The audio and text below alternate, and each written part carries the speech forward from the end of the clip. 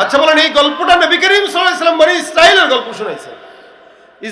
বনি ইসরাইলের একটা উম্মত, তাকে যদি আল্লাহ পাক 100 খুন করার পরে মাফ করতে পারে, আপনাকে আমাকে করবে না? আমরা কোন নবীর উম্মত? শেষ নবীর উম্মত।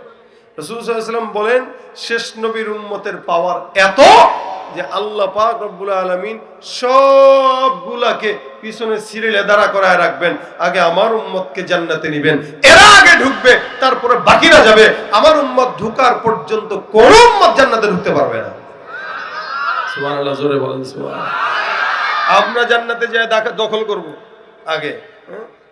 দেখেন না, হজে গেলে মিনায় তাবু দখল করে হাজিরা, আরাফায় দখল করে, আগে আগে যায়, ভালো ভালো জায়গা দখল করে, যেগুলো পরে আসে এগুলো জায়গা পায়ও না। তো জান্নাতে পাবে না বিষয়টা এরকম না। ভালো ভিআইপি যে জায়গাগুলো, এগুলো উম্মতে মুহাম্মাদির জন্য থাকবে, বাকি নরমাল জান্নাত যেগুলো, ওগুলো সব উম্মতদের জন্য থাকবে। তার মানে আমাদের দাম বেশি না কম? ইনশাআল্লাহ। আমাদের ঈমান দুর্বল, আমাদের হায়াত কম, আমাদের গুনাহ বেশি, আমরা আসছিও ফিতনার জামানায়, কিন্তু জান্নাত যেটা পাবো ওটা সবচাইতে দামিটাই পাবো। এবং এমন জান্নাতে বসবো, হাদিস শরীফে আসছে, ঈমানদাররা জান্নাতুল ফিরদাউসে যখন থাকবে, তো জান্নাতুল ফিরদাউস থেকে আল্লাহ পাকের আরশ মোবারক দেখবে তাকায় থেকে থেকে, সুবহানাল্লাহ। বসে বসে দেখবে যে আরশ নড়ে। এমন কি আরশ কুরসির যেই একটা আওয়াজ, ভারতের আওয়াজ, আল্লাহ পাকের যে একটা কুরসির ওজন, এই ওজনটাও পর্যন্ত ঈমানদাররা জান্নাতুল ফিরদাউসে বসে বসে শুনবে।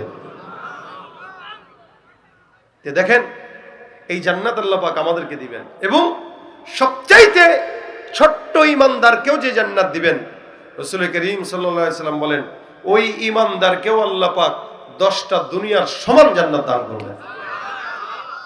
তাহলে আমাদের কত সওয়াব, কত ফজিলত।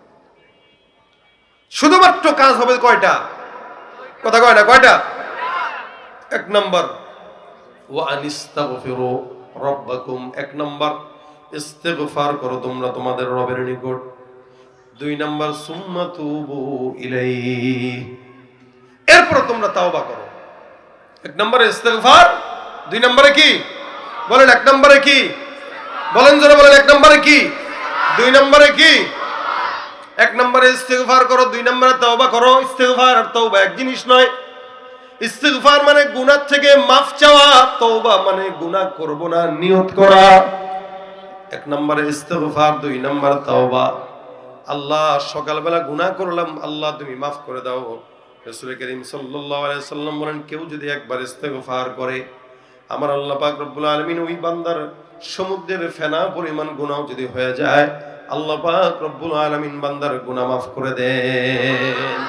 একবার যদি কেউ বলে আস্তাগফিরুল্লাহ, কি বলেন? জোরে বলেন, জোরে বলেন।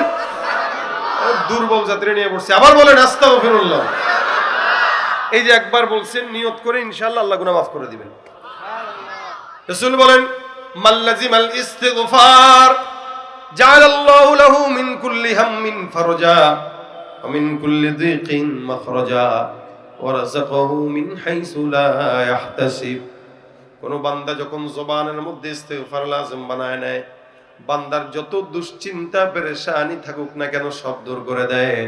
এমন জায়গা থেকে রিজিকের ব্যবস্থা করে বান্দা কোনোদিন কল্পনাও করতে পারে না। এ ভাইরা আমার, এই কারণে আল্লাহর নবী সাল্লাল্লাহু আলাইহি ওয়াসাল্লাম বলেন, বেশি বেশি লাজিম বানায় নাও জবানের মধ্যে ইস্তিগফার। হাসান আল বসরি রাহমাতুল্লাহ আলাইহি অনেক বড় একজন বুজুর্গ ছিলেন। উনি একবার খানকার মধ্যে বসা, একজন লোক আসলো, এসে ডাক দিয়ে বলে, হুজুর, আমার তো এমন কোনো গুনাহ নাই যে এই গুনাহটা আমি জিন্দেগীর মধ্যে করি নাই। জেনা, ব্যভিচার, হত্যা, খুন, গুম, রাহাজানি সব প্রকার গুনাহ আমার করা শেষ। এমন কোন আমল শিখায় দেন যে আমলের কারণে আল্লাহ পাক রব্বুল আলামিন আমার গুনাহগুলো ক্ষমা করে দিবেন। হাসান বসরি রাহমাতুল্লাহ আলাইহি তারে ডাক দেয়া কয়, যাও বেশি বেশি ইস্তিগফার করো। বান্দা চলে গেল, আরেক বান্দা ঢুকলো, ডাক দেয়া কয়, হুজুর। বলে, কি? বলে, আমার এলাকায়, যে এলাকার মধ্যে বসবাস করে, এলাকার মধ্যে আসমান থেকে বৃষ্টি হয় না। এমন কোন আমল শিখায় দেন যে আমলের কারণে আল্লাহ পাক রব্বুল আলামিন আসমান থেকে বৃষ্টির ফয়সালা করে দিবেন। হাসান বসরি রাহমাতুল্লাহ আলাইহি ডাক দিয়া বলতেছেন, যাও যাও বেশি বেশি ইস্তিগফার করো। লোকটাও চলে গেল। 3 নম্বর আরেকজন ঢুকলো, হাসান বসরিকে ডাক দেয়া বলো, হুজুর আমার সন্তান নাই, এমন একটা আমল শিখায় দেন যে আমলের কারণে সন্তান যেন আল্লাহ পাক রব্বুল আলামিন দান করে। আমাদের বর্তমান দেশের মধ্যে যাদের সন্তান হয় না, আল্লাহর কাছে না চায় সুন্দর করে খাজার দরবারে বাজারে যায়, তারপরে বাবার কাছে সন্তান চায়। বাবা সন্তান দিতে পারে? কি মনে হয় আপনাদের? খাজার কাছে গেছেন, বাবার কাছে গেছেন, মাজারে গেছেন, বউরে সাথে নিয়ে যায়, বাবা দেখেন বউ কি হয়েছে, সন্তান একটা ফু দিয়ে দেন। সন্তানের হয় না এই কারণে যে বিবির পেটে বাবায় ফু দেয়, হবে সন্তান? বাবাও সেই কোয়ালিটির মনে করেন, হয়তো কইলো যা 1 মাসের ইতিকাফে রেখে যাইস, আর 1 মাসের ইতিকাফে যদি বিবিরে খাজার দরবারে রেখে আসেন, এরপরে যদি বাচ্চা হয় বুঝবেন এটা আপনার না আপনার বাপের বাচ্চা। ঠিক কিনা জোরে বলেন? মনে রাখবেন, খাজার দরবারে মাজারে যায় কোন প্রকার মান্যত করা শিরক, হারাম হারাম হারাম। ঠিক কিনা জোরে বলেন? পীরগিরি আর মাজার পূজা চলছে দেশটা জুড়িয়া, শিরকি আর ভণ্ডামিতে দেশটা গেছে ভরিয়া। কথা কয় না ঠিক কিনা? পীরগিরি আর মাজার পূজা চলছে দেশটা জুড়িয়া, শিরকি আর ভণ্ডামিতে দেশটা গেছে ভরিয়া। গাজার কলকিটান মারিয়া, গাজার কলকিটান মারিয়া দেখায় খাজার শান, ওরা শিক্ষিত শয়তান, ওরা কথা কয় না, ওরা শিক্ষিত শয়তান, ওরা শিক্ষিত শয়তান। দুর্নীতির ওই আখড়ায় বসে, দুর্নীতির ওই আখড়ায় বসে জাহির করে জ্ঞান, কলম দিয়ে কামায় টাকা ধরে সাধুর ভান। ওরা শিক্ষিত শয়তান, ওরা শিক্ষিত শয়তান, ওরা শিক্ষিত শয়তান, ওরা শিক্ষিত শয়তান। যেখানে যাই ভেজালেতে ভরে গেছে দেশটায়, ব্যবসায়ীরাও রাতারাতি কালো টাকায় হাত রাঙায়। ভেজাল থেকে বাঁচ। আলুর দাম কত এখন? ঢাকায় 85-90 টাকা। চালের দামের চেয়ে আলুর দাম। কৃষকরা কি দাম পায়? আপনারা পান দাম? যারা কৃষক আছেন, কৃষকরা কষ্ট করে দাম পায় না, ধান্দাবাজদের পকেট পড়ে। মুরগি পারে ফ্রি ডিম, আর এরা করে ধান্দা। ঠিক কিনা জোরে কর? মুরগি কথা বলতে পারলে বলতে বেটা, আমি যেটা ফ্রি পারি এটা নিয়ে তো রাজনীতি করস। 10 টাকা আজকে থেকে না দিলে ডিম পাড়া বন্ধ, দেখুন খাস কি। কি বলেন ঠিক না? এই সিন্ডিকেট করে করে এই দেশের জনগণের পকেটের টাকা হাতিয়ে যারা নিচ্ছে, সবচেয়ে বড় চোর হচ্ছে তারা। ঠিক কিনা জোরে কর? যেখানে যাই ভেজালেতে ভরে গেছে দেশটায়, ব্যবসায়ীরাও রাতারাতি কালো টাকায় হাত রাঙায়।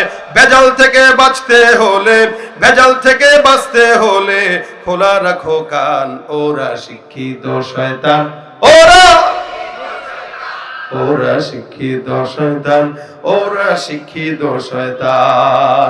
শিক্ষাঙ্গনের দিকেও বাইরে দেখো না চোখ মেলিয়া, ছাত্ররা সব বই ছাড়িয়া থাকে শুধু প্রেম লইয়া।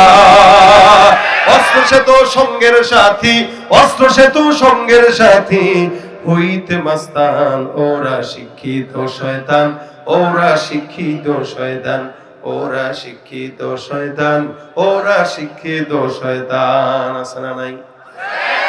বাবার কাছে সেজদা দেওয়া যাবে, সন্তান দেওয়া যাবে, টাকা চাওয়া যাবে, যা কিছু চাওয়া লাগে কার কাছে? হাসান বসরি বলেন সন্তান নাই, আল্লাহর কাছে বলো আস্তাগফিরুল্লাহ কও। আরেকজন লোক এসে ডাক দেয়া বলো, হুজুর আমার সম্পদ নাই, দোকানপাটে বেচা কিনা নাই, বরকত তেমন নাই, এমন একটা আমল শিখায় দেন যে আমলের কারণে আল্লাহ পাক সম্পদে বরকত দিবেন। হাসান বসরি বলেন যাও যাও বেশি বেশি ইস্তেগফারের আমল করো। আরেকজন এসে বলে, হুজুর আমার ফসলের মধ্যে বরকত নাই, ক্ষেত খামারে ফসল হয় না, পোকায় ধরে, বারবার ফসল নষ্ট হয়, এমন কোন আমল শিখায় দেন যে আমলের কারণে আল্লাহ পাক ক্ষেতের মধ্যে বরকত দিবেন। হাসান বসরি বলে যাও তুমিও বেশি বেশি ইস্তেগফার করো। যতগুলো মানুষ আসলো সবাইকে আমল দিল কয়টা? পাশের লোকগুলা কয়, হুজুর আমল কি আর শিখেন নাই? সব মানুষে একটাই আমল। কারণটা কি? হাসান বসরি রহমতুল্লাহ বলেন, শোনো, আমল শিখি নাই বিষয়টা এমন না, আমি যে আমলটা দিয়েছি এটা আমি না, এটা আমার আল্লাহ কোরআনে বান্দাকে দিয়েছেন। সুবহানাল্লাহ।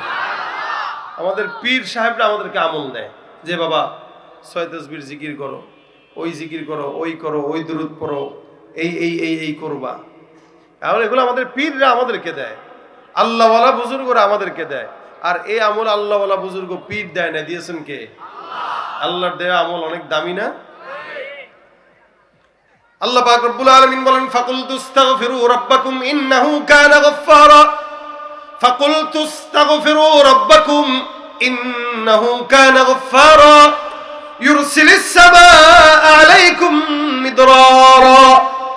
এক নম্বরে যেই বান্দাটা আমার কাছে গুনাহ মাফের জন্য আসলো, ক্ষমা চাওয়ার জন্য আসলো, আমার আল্লাহ পাক রব্বুল আলামিন বলেন, কোন ঈমানদার বান্দা যদি ইস্তেগফার করে, যত বড়ই গুনাহ হোক না কেন, ইস্তেগফারের মাধ্যমে বান্দার সব গুনাহ মাফ হয়ে দিবেন কে?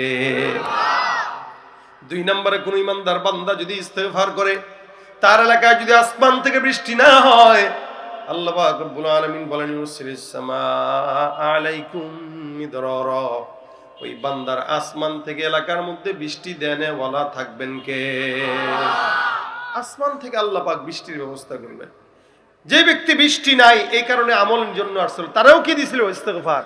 তা আল্লাহ পাক বলেছেনই, কেউ যদি ইস্তেগফার করে, বৃষ্টি আসমান থেকে আমি ফয়সালা করব। তিন নম্বর, ওয়ায়ুমদিদুকুম বিআমওয়াল, কারো যদি সম্পদ না থাকে বা দোকানপাটে ব্যবসায় বরকত না থাকে, সেই বান্দা যেন বেশি বেশি ইস্তেগফার করে। আল্লাহ পাক রব্বুল আলামিন বলেন, বেশি বেশি ইস্তেগফারের মাধ্যমে আল্লাহ পাক রব্বুল আলামিন বান্দার সম্পদ দিয়ে দিবেন। শুধু তাই নয়, সন্তানও যদি না হয়, ইস্তেগফারের মাধ্যমে আল্লাহ পাক সন্তানের ব্যবস্থাও করে দিবেন। শুধু তাই না, বান্দার যত বিপদ মুসিবত সব কিছু দূর করার জন্য সবচাইতে বড় আমল ইস্তেগফার। কি? ইস্তেগফার। এজন্য আমাদের হাতের কাজ, পায়ের কাজ 24 ঘন্টা আমরা ব্যস্ত। আমরা রাজনীতিতে ব্যস্ত, আমরা চুরি চামারিতে ব্যস্ত, আমরা মানুষকে কষ্ট দিতে ব্যস্ত, আমরা দুর্নীতি করতে ব্যস্ত, কিন্তু আমরা আমাদের জবান দিয়ে আমাদের যেই গুনাহের ফিরিস্তি আমাদের অঙ্গ প্রত্যঙ্গ দিয়া হয়, এই গুনাহের লিস্টটি কমাইতে ব্যস্ত না। এই কারণে প্রত্যেকদিন আমাদের উচিত গুনাহের লিস্ট করা। আজকে কয়টা গুনাহ হলো? 100টা। তো আগামীকাল একটা কমায় দেই, পরের দিন আরেকটা কমায় দেই, এভাবে কমাইতে কমাইতে একদিন একটা গুনাহ কমাবো, আর আরেকটা নেক বাড়াবো। আজকে আবার 2টা গুনাহ কমবে, আরো 2টা নেকি বাড়বে। এভাবে যদি লিস্টটি থাকে, তো ইনশাআল্লাহ একদিন না একদিন গুনাহের বোঝা কমে যাবে আর আমলের লিস্টটি বেড়ে যাবে ইনশাআল্লাহ। এজন্য আমাদের প্রত্যেকের উচিত গুনাহ মুক্ত হায়াত আল্লাহর কাছে চাওয়া, আর বেশি বেশি ইস্তেগফারের আমল করা। যত বিপদ মুসিবত যা কিছু আছে, এই বিপদ মুসিবত থেকে হেফাজতের জন্য সবচেয়ে বড় আমল হলো আস্তাগফিরুল্লাহ। বলেন কি? ইস্তেগফার করেন, মুসিবত দূর হবে। ইস্তেগফার করেন, বালা মুসিবত চলে যাবে, অভাব দূর হয়ে যাবে, রিজিকের ফয়সালা করে দিবেন আল্লাহ। এমন কি আল্লাহ পাক আপনাকে মুস্তাজাবুদ দাওয়া বানায় দিবেন। সুবহানাল্লাহ।